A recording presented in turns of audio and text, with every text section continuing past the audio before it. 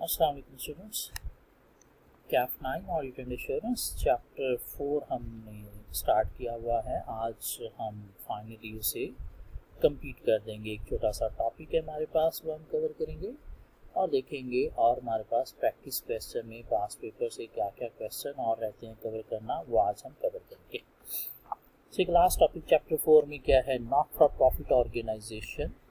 अगर ऑर्गेनाइजेशन जिसका हम ऑडिट करने जा रहे हैं वो प्रॉफिट मेकिंग नहीं, नॉट फॉर प्रॉफिट है, तो नॉट फॉर प्रॉफिट ऑर्गेनाइजेशन क्या होती है, उसकी ऑडिट प्लानिंग में हमें क्या एरियाज कंसीडर करने हैं, उसमें हमारे ऑडिट एविडेंस हमने कैसे obtain करने हैं, ऑडिट अप्रोच हमारी क्या होगी, और देखना हमें इंटरनल कंट्रोल्स को जो है वो कैसे असेस करना है। So not for profit organization है क्या, वो ऑर्गेनाइजेशन है जो profit for the shareholder के लिए काम नहीं करती। वो क्या है, नॉट फॉर प्रॉफिट ऑर्गेनाइजेशन। इसका ऑब्जेक्टिव जो है वो अदर देन प्रॉफिट होता है। अदर देन प्रॉफिट क्या हो सकता है, सोशल वेलफेयर हो सकता है। एग्जांपल्स क्या हैं, चैरिटीज़ हैं, सोसाइटीज़ हैं, क्लब्स हैं, या government owned organization not for profit होती हैं। हाँ, चैरिटी क्या है, एक ऐसी ऑर्गेनाइजेशन है जो जनरल पब्लिक से फंड रेज करती है और उसको अदर बेनिफिशियरीज या जनरल पब्लिक पे स्पेंड करती है फॉर स्पेसिफिक ऑब्जेक्टिव। क्या कहना। हाँ, नॉट फॉर प्रॉफिट ऑर्गेनाइजेशन में हमारी ऑडिट प्लानिंग क्या होगी, मेन किन किन एरियाज को हमने प्लानिंग में कंसीडर करना है। हमने सबसे पहले objective and scope of audit work देखना है कि हमारे ऑडिट का ऑब्जेक्टिव स्कोप क्या होगा। देखना है local regulation that apply to the client company, environment जिसमें कंपनी ऑपरेट कर रही है स्टेबल है, टफ है, कैसा है, form and content of the final financial statement and the audit opinion हमने देखना है, और की ऑडिट एरियाज इंक्लूडिंग रिस्क हमने देखने हैं जिनको हमने चेक करना है ड्यूरिंग ऑडिट। हाँ, इंटरनल कंट्रोल्स को हमने कैसे असेस करना है। नॉर्मली जो है वो कंट्रोल्स जो है वो वीक होते हैं नॉट फॉर प्रॉफिट ऑर्गेनाइजेशन में। उसकी रीज़न क्या हो सकती है, due to staff shortage, segregation of duty नहीं हो सकती, इंटरनल और डिपार्टमेंट नहीं हो सकता, ऑथराइजेशन प्रोसीजर हो सकता है प्रॉपर्ली इम्प्लीमेंटेड नहीं है, या due to lack of knowledge जो है वो कंट्रोल सिस्टम इम्प्लीमेंट नहीं होता, क्यों वॉलंटियर चला रहे होते हैं तो वो समटाइम नॉलेजेबल पर्सन नहीं होते। सो इंटरनल कंट्रोल सिस्टम को असेस करने से रिलेटेड हमारी ऑडिट अप्रोच क्या होगी नॉट फॉर प्रॉफिट ऑर्गेनाइजेशन में। तो हमें कंट्रोल चेक करने किस चीज़ पे, कैश कलेक्शन पे और कैश पेमेंट्स पे। क्यों, ज़्यादातर इनका कैश जो है वो कलेक्ट हो रहा होता है from general public by volunteers, तो कंट्रोल वीक होने से मिसयूज़ हो सकता है। सेग्रीगेशन ऑफ ड्यूटी हमने देखनी है, क्यों फ्यू एम्प्लॉय होते हैं तो समटाइम एक ही एम्प्लॉय मल्टीपल फंक्शन परफॉर्म कर रहा है, फ्रॉड का चांस भी हो सकता है।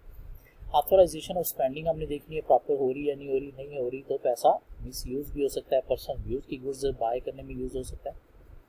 कैश कंट्रोल्स देखते हैं जो कि बहुत इंपॉर्टेंट है कि 2 पर्सन हैं या नहीं, कुछ सीसीटीवी कैमरा सिक्योरिटी कंट्रोल्स हैं या नहीं।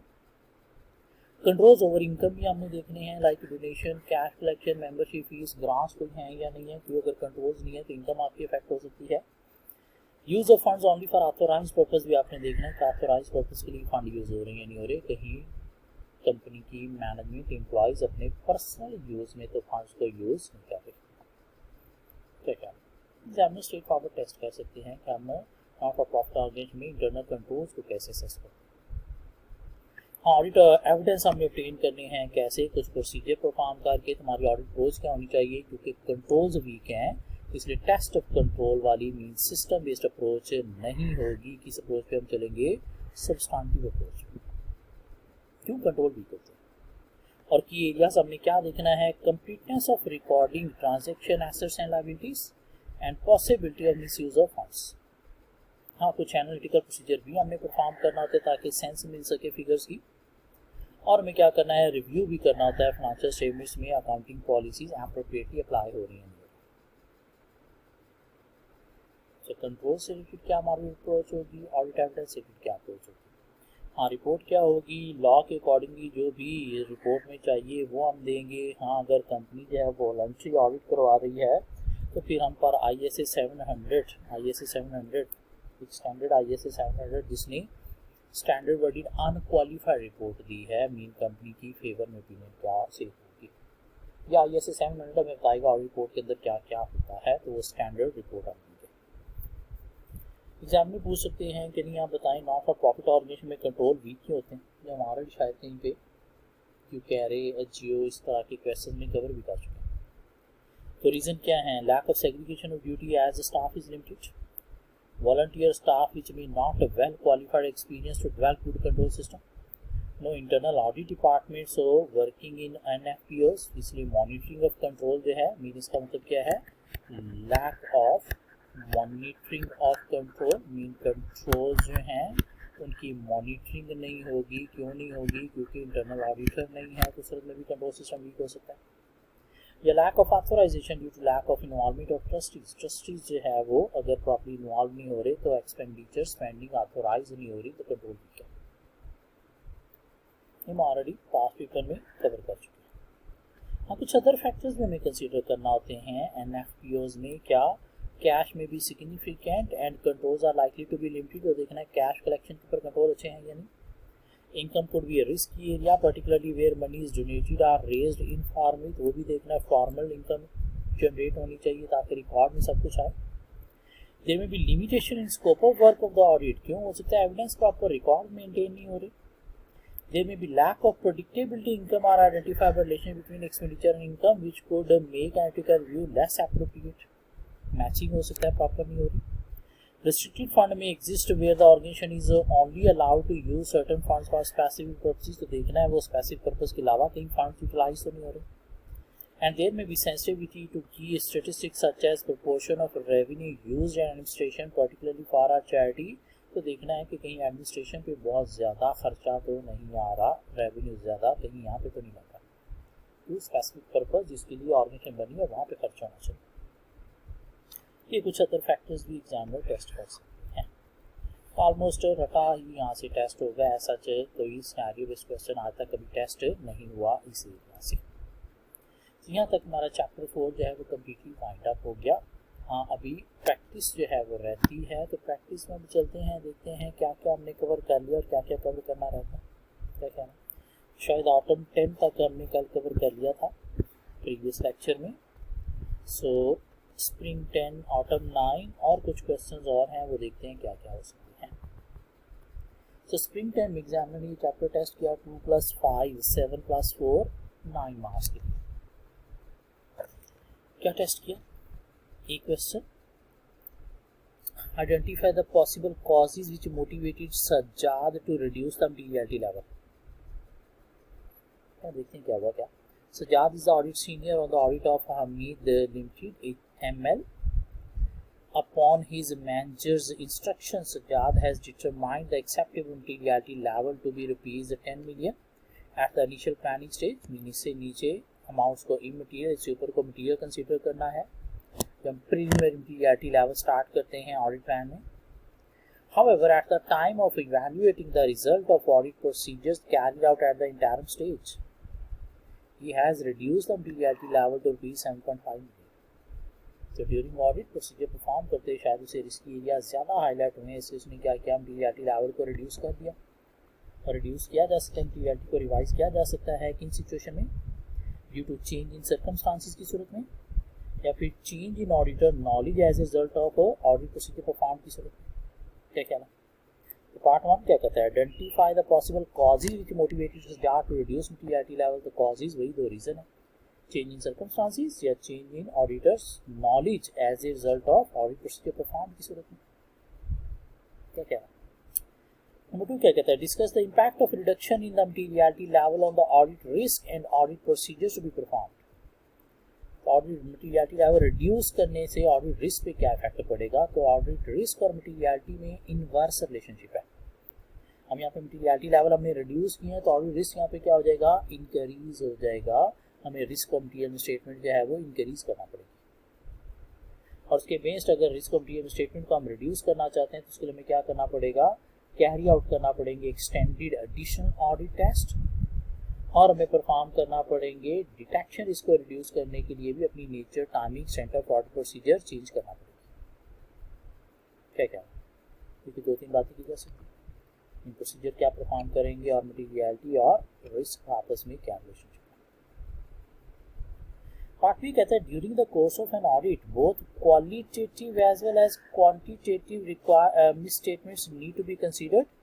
Give 4 examples of qualitative misstatement. Qualitative misstatement हमने शायद क्वालिटेटिव मटीरियलिटी के अंदर कुछ एग्जांपल डिस्कस की थी शायद. मटीरियलिटी में अगर हम आए तो ये हमारे पास कुछ क्वालिटेटिव मटीरियलिटी की एग्जांपल थी। लाइक स्टेटमेंट जो है वो which is small in size but convert a loss into profit and vice versa, takes financial figures below a certain threshold, affects a key ratio, for example debt covenant requirement, affects directors remuneration या affects share capital। तो ये point लिखने चार number के लिए answer जो है वो वहाँ पे दिया जा सकता है। क्या ख्याल? सो मेनली मटीरियलिटी ही उसने टेस्ट किया 11 मार्क्स के लिए। आज से पीछे चलिए ऑटम 9 में उसने थोड़े औखे 2 क्वेश्चन टेस्ट किए फॉर 15 मार्क्स टेस्ट हुआ ये चैप्टर। क्या टेस्ट किया उसने? During the audit team planning meeting a member of the audit team passed a comment that based on the past experience with the client he was confident that the management of the client was honest and there was no issue as regards management integrity of risk of fraud in the company। So audit की planning हो रही है और audit team को जो है वो comment pass किए गए हैं क्योंकि मैनेजमेंट जो है वो बहुत अच्छी है, integrity of risk of fraud in the company जो है वो नहीं इशू हो। The audit manager responded that the audit should always maintain an attitude of professional skepticism throughout the audit, लेकिन फिर भी ऑडिटर को professional skepticism throughout the audit maintain रखना है। Briefly describe audit skepticism and elaborate on the response of the audit manager। पहले तो audit skepticism का मतलब क्या है? skepticism एटीट्यूड है प्रोफेशनल skepticism का, किस चीज़ का? क्रिटिकली असेस करना किस चीज़ को, फाइनेंशियल स्टेटमेंट्स को या उसके अंदर जितनी भी चीज़ें अवेलेबल हैं। क्या कहना?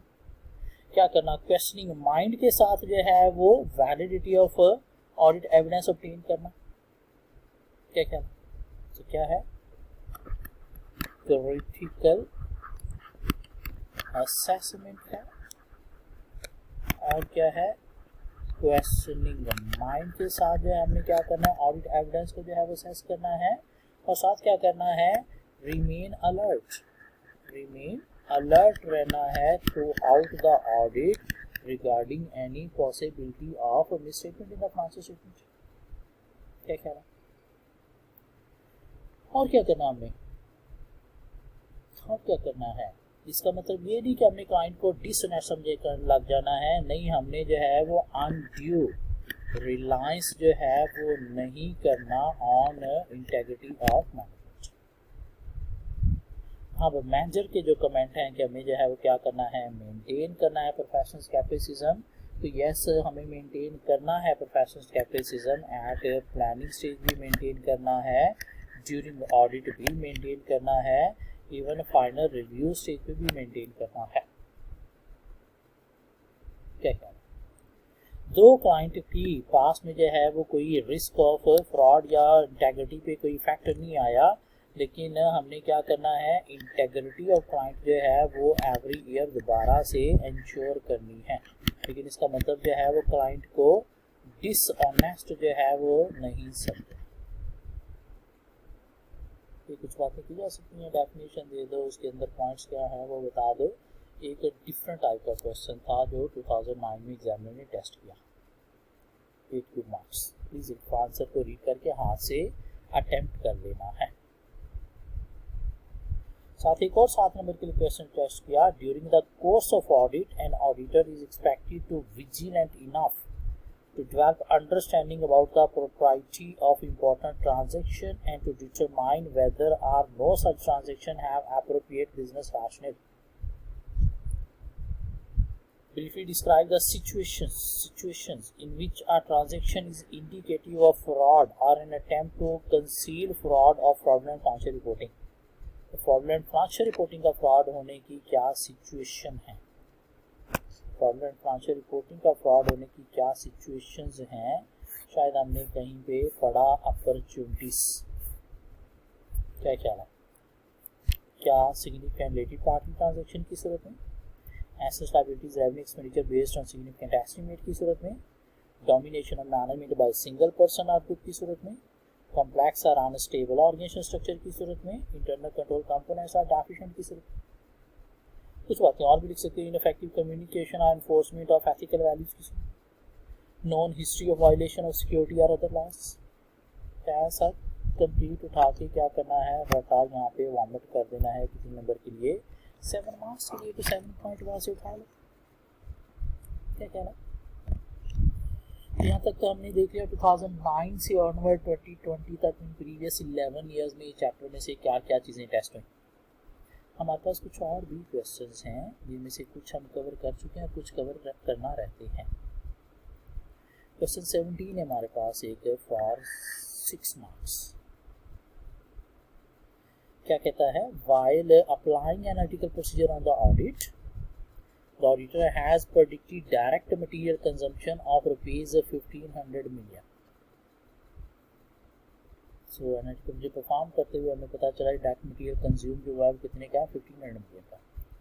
The actual cost of direct material consumed as per accounts is rupees 1570, जबकि अकाउंट्स में कितनी कॉस्ट चार्ज हुई है 1570 की, 70 का डिफरेंस है।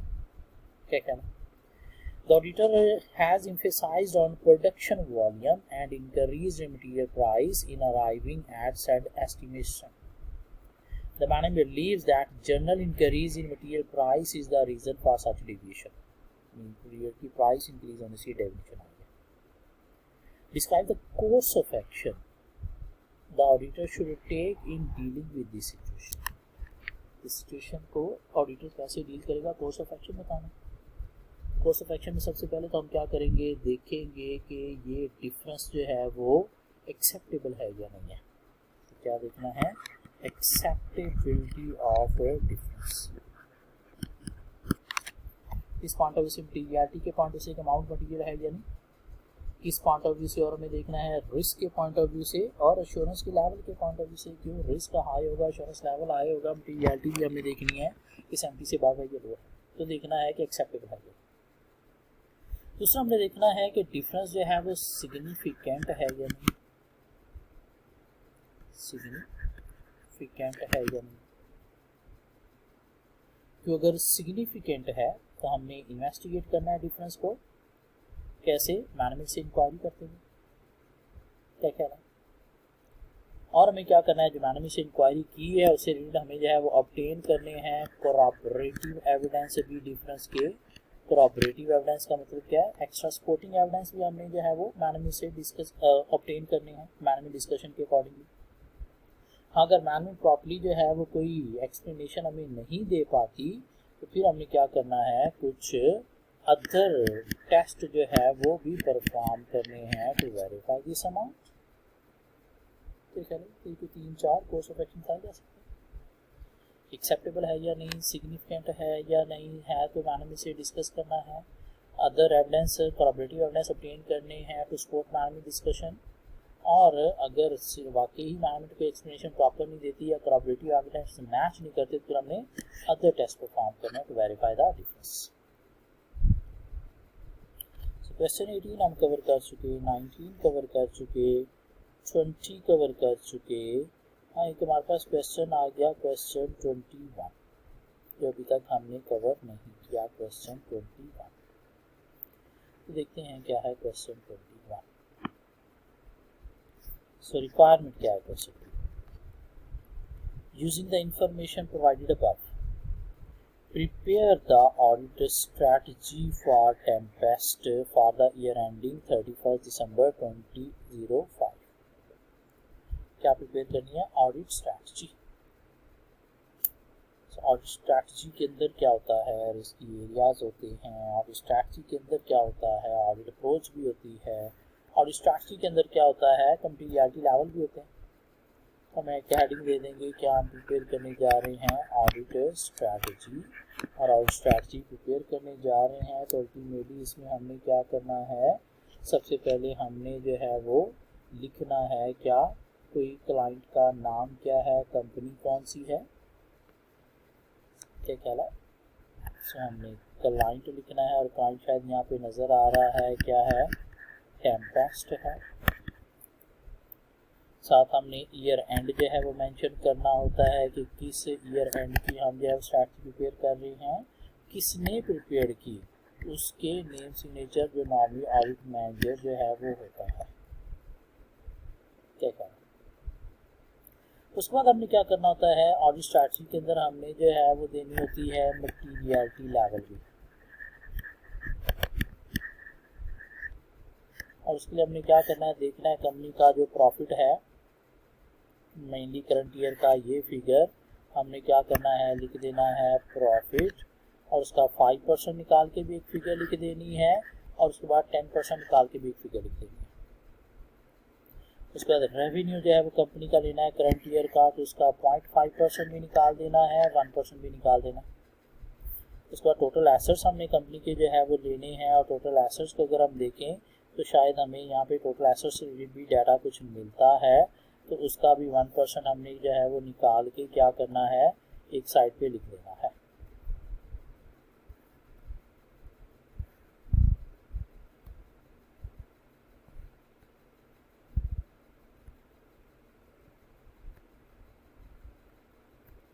सो टोटल एसेट्स हमने जो है वो कंपनी के लिए, और उसका भी 0.5% भी निकाल देना और 1% भी निकाल देना। उसके बाद हमने क्या करना है, एक कॉलम बना लेना है जिसमें हमने एक तरफ जो है वो लिखने हैं क्या, ऑडिट रिस्क, और दूसरी तरफ हमने लिखना होती है ऑडिट अप्रोच। तो जब स्ट्रैटेजी प्रिपेयर करने के लिए आपको कह दिया जाए, तो स्ट्रैटेजी प्रिपेयर करने का मतलब क्या है कि आपने मेनली ये चीज़ लिखनी है, ऑडिट रिस्क और ऑडिट अप्रोच, मीन कैसे हम रिस्क एरियाज को वेरीफाई करेंगे। स्ट्रैटेजी प्रिपेयर करने के लिए अगर आपको कह दिया जाए, तो फिर क्या करना, ऑडिट रिस्क भी और दूसरी तरफ अप्रोच, तो ये क्या बन जाएगी, स्ट्रैटेजी प्रिपेयर हो जाएगी। हाँ, ये काम अभी हम करने के काबिल हैं, ये अभी हम करने के काबिल नहीं है, तो इसलिए इसके लिए हम ब्लैंक छोड़ेंगे। हाँ, ऑडिट रिस्क से रिलेटेड हम बातें यहाँ पे सारी करेंगे, और रिस्क हम इंफॉर्मेशन रीड करने से भी आइडेंटिफाई करते हैं, और ऑडिट रिस्क हम थ्रू एनालिटिकल प्रोसीजर्स भी आइडेंटिफाई करते हैं, दोनों तरह से आइडेंटिफाई होता है ऑडिट रिस्क। सो आगे क्वेश्चन में क्या कहता है, सो क्वेश्चन कहता है जी, you are the manager in charge of the audit of Tempest limited liability company. The company's year end is 31st December and Tempest has been a client for 7 years. 7 सालों से आपका क्लाइंट है। The company purchase and resell fittings for ships including anchors, compasses, rudders, sails, etc. Client vary in size from small business making yachts to large companies maintaining large luxury cruise ships.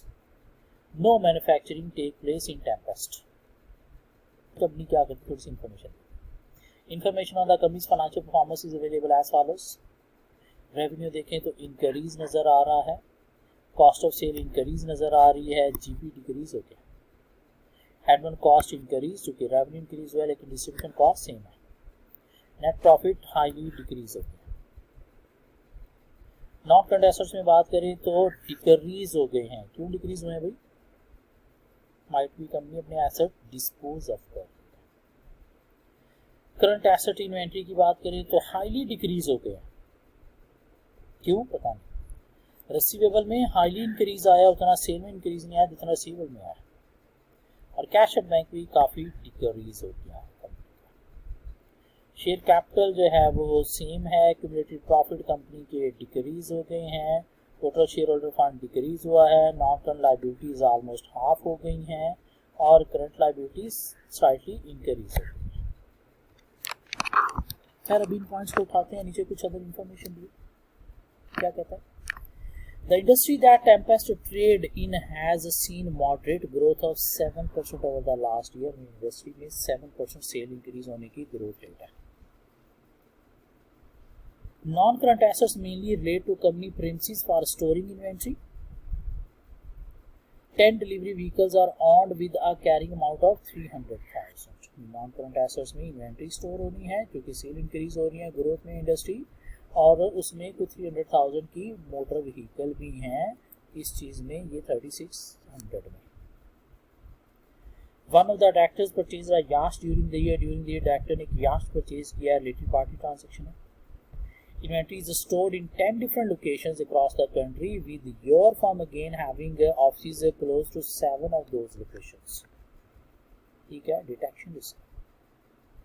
A computerized inventory control system was introduced in August 2007. Inventory balances are now obtainable directly from computer system. Newly installed computer system here.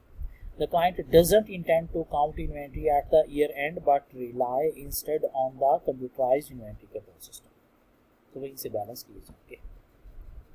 और हमें क्या करना है, strategy prepare करनी है। तो सबसे पहले हम आ जाएंगे इनकम स्टेटमेंट के एरियाज में, हम उठा लेंगे बात किस चीज़ की, रेवेन्यू की।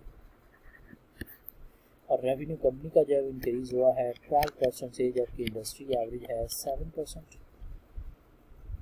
क्या ख्याल है? So revenue could be overstated. क्या हो सकता है? Could be overstated. किस सूरत में हो सकता है? Due to cut off errors. और अप्रोच क्या है? बाद में हम जब रेवेन्यू के प्रोसीजर ऑडिट अप्रोच पढ़ लेंगे तब लिखने के काबिल बन जाएंगे। वो बहुत इजी काम होगा जब हम ऑडिट प्रोसीजर्स पढ़ लेंगे, चैप्टर स्पेशली 7 और 8। उसके बाद आगे कॉस्ट ऑफ सेल इंक्रीज हुई है, चूँकि रेवेन्यू इंक्रीज हुआ है, लेकिन जीपी मार्जिन की बात करें तो जीपी मार्जिन जो है वो कंपनी के क्या हुए हैं? डिक्रीज हुए हैं।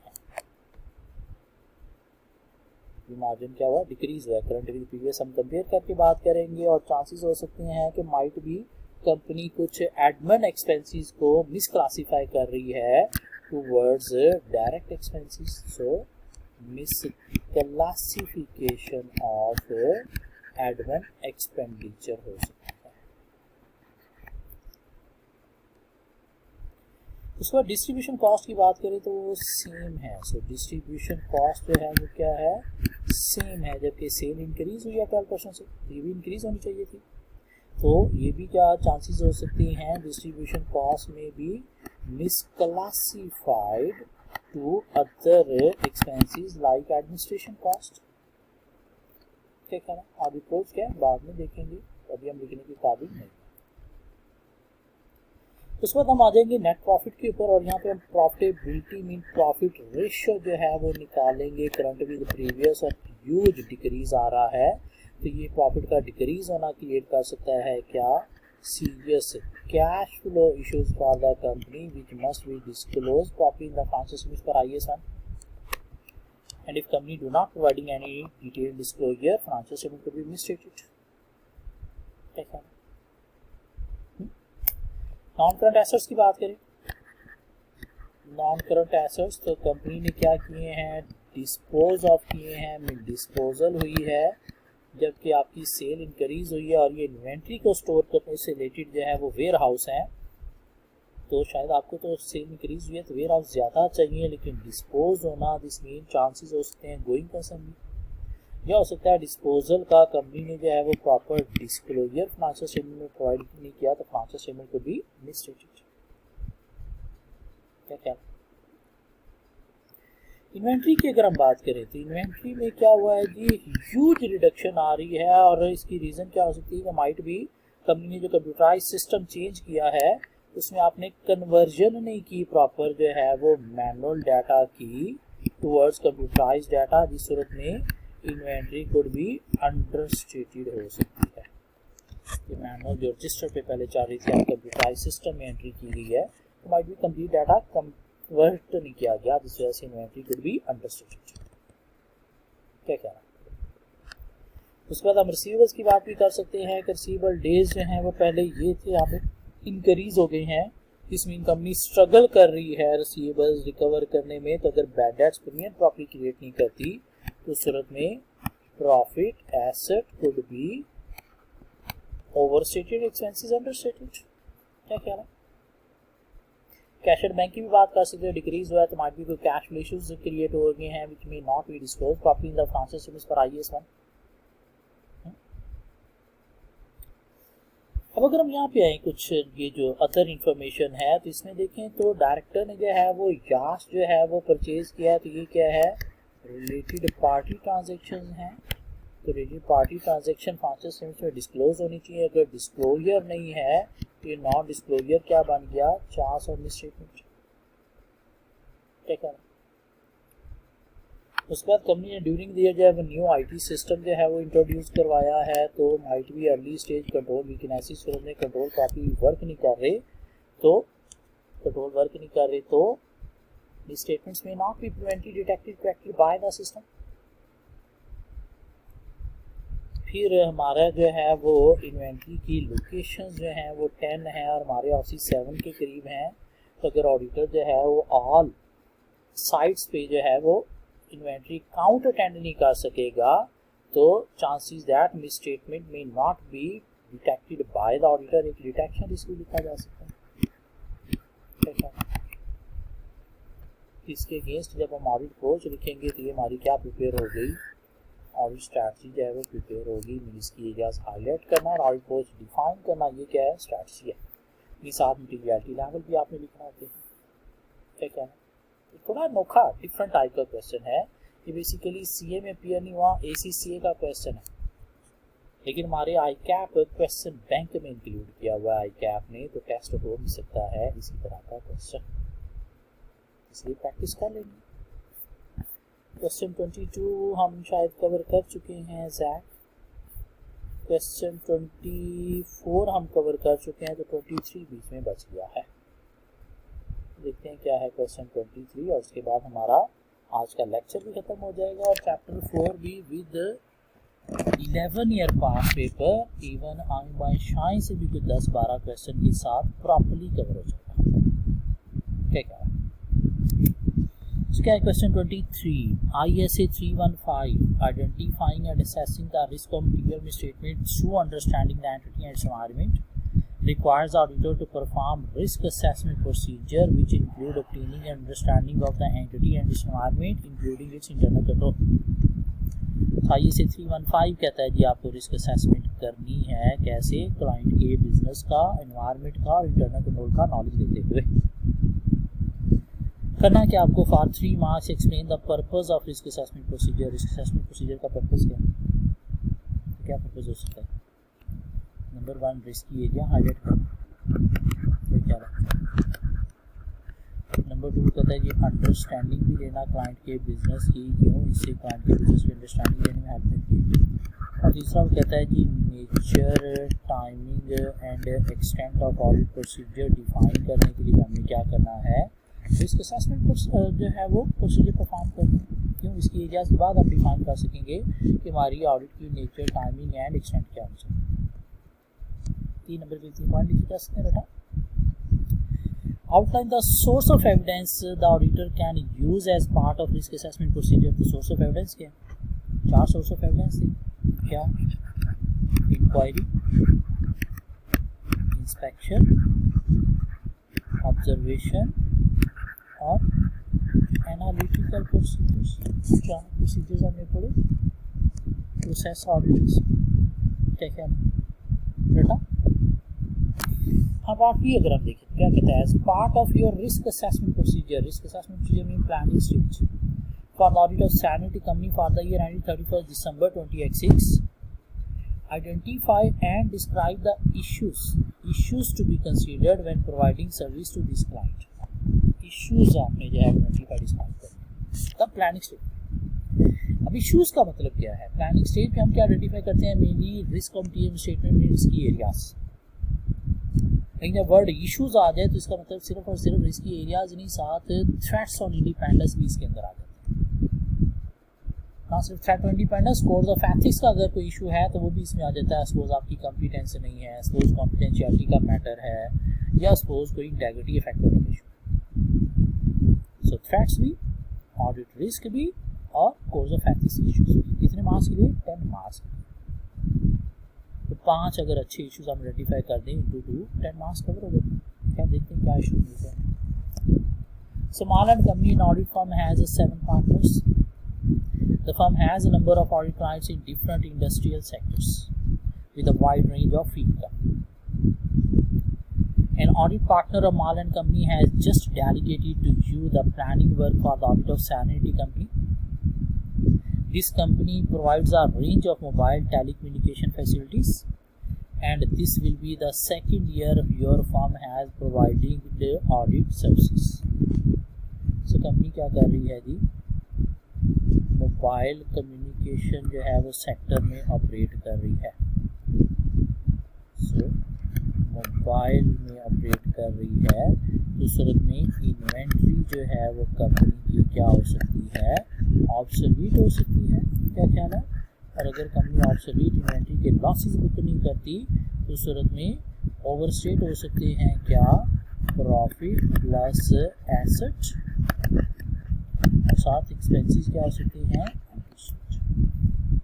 ठीक है। तो एक इनहेरेंट रिस्क का इश्यूज। ओके, आगे चलते हैं। You have just met with the financial controller of Serenity prior to agreeing the engagement letter for this year.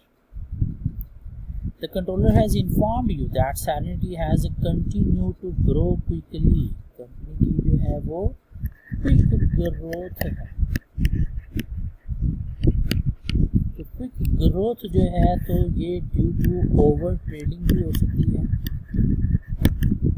Over trading में माल कोई नहीं खरीद रहा, यार तो ले जा, हमने सेल लिखनी है, क्यों, ग्रोथ में क्योंकि चाहिए।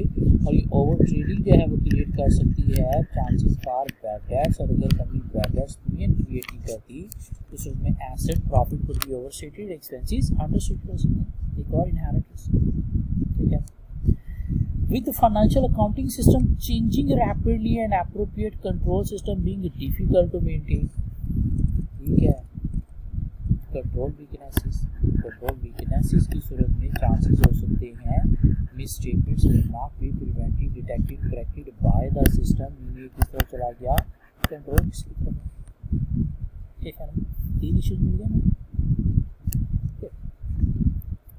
Additional services in terms of review and implementation of control system has been requested। आपसे ये भी कहा जा रहा है ऑडिट के साथ आपने इंटरनल कंट्रोल सिस्टम को रिव्यू भी करना है, क्या ख्याल है।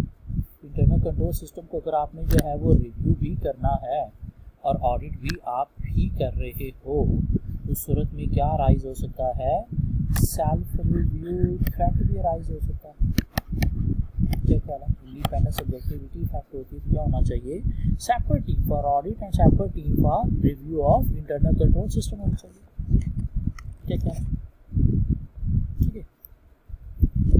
And the internal audit department has recently been established, and the controller wants you to ensure that external audit work is limited by using this department. Reliance on internal auditor. Reliance on internal auditor. So internal auditor के काम पर rely करना या नहीं करना, ये auditor ने, external auditor ने डिसाइड करना है रादर देन मैनेजमेंट। कैसे डिसाइड करना है, इसके वर्क की क्वालिटी को, कंपिटेंस को देखते हुए। और अभी ये नया बना है तो माइट भी कंपिटेंस क्वालिटी नहीं होगा, अगर उसके बावजूद मैनेजमेंट आपको प्रेशराइज करती है इसके काम पर, आप रिलाई करो कि उससे शायद काम रिड्यूस होगा, फी कम होगी, इससे फिर अराइज हो गया क्या, इंटीमिडेशन। इंडिपेंडेंस सब्जेक्टिविटी फैक्टर होती है, हमें क्या करना है, ये प्रेशर resolve करना by discussion with those charged with the governance. If still unresolved, we should consider withdraw from the engagement. क्या ख्याल है? You have also learned that Serenity is to market a new type of mobile telephone which is able to intercept messages from law enforcement agencies. Oh my God. The legal status of this telephone is unclear at present, and development is not being publicized. तो क्या है जी, legal status company की product का जो है वो unclear है। तो अगर वो लीगल स्टेटस क्लियर नहीं होता तो कंपनी की प्रोडक्ट लॉन्च नहीं होगी। ये क्रिएट कर सकती है कंपनी के लिए क्या, कैश फ्लो या going concern issues which must be disclose in the financial statements for IAS 1। If company do not provide appropriate disclosure, financial statement को बी मिसट्रीटेड, क्या क्या। The granting of the license to market the mobile telephone is dependent upon the financial stability of Serenity. Okay. The financial controller has indicated that Mal and Company may be asked to provide a report to the Mobile Telephone Licensing Authority regarding Serenity cash flow forecast for the year ending 31st December 2027 to support the license application.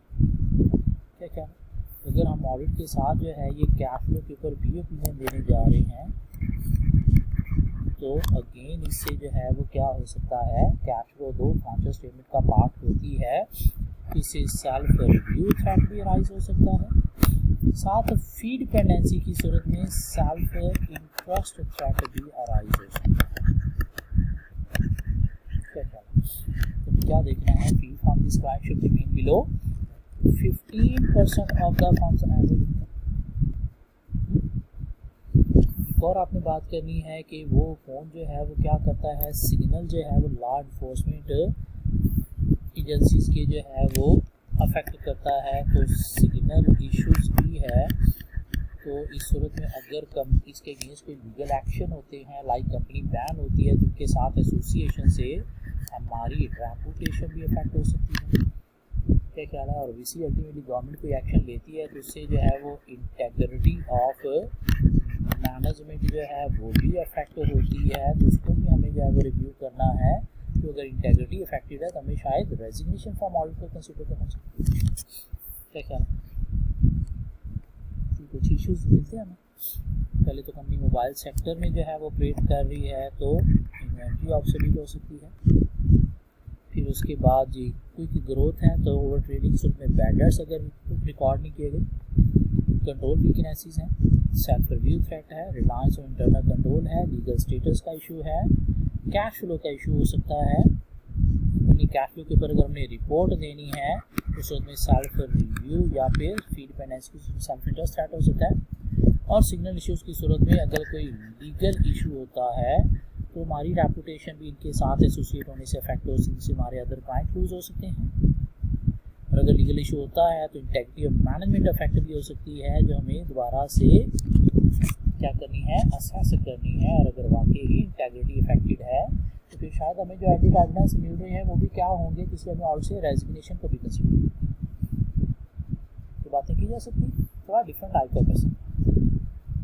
4 number के लिए क्या कहता है, explain the term negative assurance and why this is used when reporting on a cash flow forecast. तो अगर हम audit के lecture number 2 में चले जाएं, चैप्टर 1 में, वहाँ पे हमने कवर किया नेगेटिव एश्योरेंस का मतलब क्या है।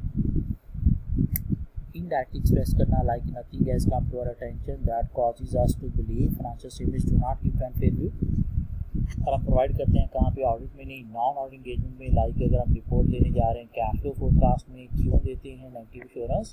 Due to application of 3 limited procedures, analytical procedures, inquiry and written representation, no extensive procedure like audit. ठीक है ना, बातें हमने की हुई शायद यहाँ पे कैपेसिटीज उठा के यहाँ पे वार्म अप की जा सकती हैं पार्ट सी में।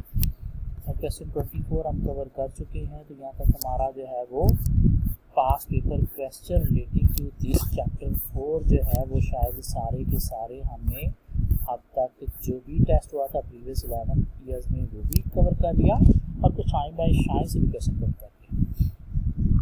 बहुत इंपॉर्टेंट चैप्टर है, बहुत फेवरेट चैप्टर है एग्जामिनर का, इसलिए प्लीज़ एक एक क्वेश्चन को केयरफुली कवर करना है, हाथ से गुजारना है, इग्नोर नहीं करना एक भी क्वेश्चन। हर लेक्चर के अंदर जो 4-5 क्वेश्चन है वो साथ साथ आपने क्या करना है, अटेम्प्ट करते जाना है हाथ से। तो ये पेपर हमने पढ़ के नहीं, लिख के पास करना है। पेपर फेल होने की स्टूडेंट की मेन रीज़न ही क्या है कि कॉन्सेप्ट है, पता है क्या लिखना है, वहाँ पे जाके लिखना नहीं आ रहा, वर्डिंग नहीं बन रही। तो प्लीज़ ये हरकत आपने नहीं करनी, आपने वर्डिंग बना के जाना है, ताकि ऐसा कोई सिमिलर पार्ट आ जाए तो एटलीस्ट वहाँ से तो हम 100% मार्क्स क्योर कर सकें। जो अनसीन आते हैं वहाँ से अगर हम पासिंग मार्क्स भी लें और यहाँ से अच्छे मार्क्स क्योर कर लें तो पेपर हमारा इजीली पास हो जाता है।